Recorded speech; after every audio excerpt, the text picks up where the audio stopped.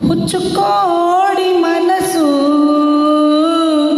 ಅದು 16ರ ವಯಸ್ಸು.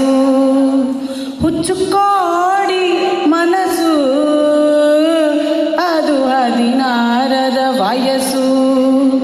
ಮಾತು ಮಾತಿಗೆ ನಗು, ಮಾತು ಮಾತಿಗೆ ನಗು, ಮರುಗಳಿಗೆ ಮೌನ. ಕನ್ನಡಿ ಮುಂದಷ್ಟು ಹೊತ್ತು ಬರೆಯದಿರುವ ಕವನ.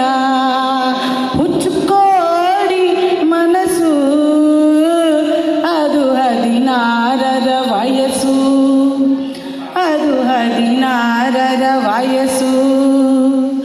ಸೆರಗು ತೀಡಿದಷ್ಟು ಸುಕ್ಕು, ಹಠ ಮಾಡುವ ಕೂದಲು, ನೆರಿಯೇಕೋ ಸರಿಯಾಗದು, ಮತ್ತೆ ಒಳಗೆ ಹೋದಳು.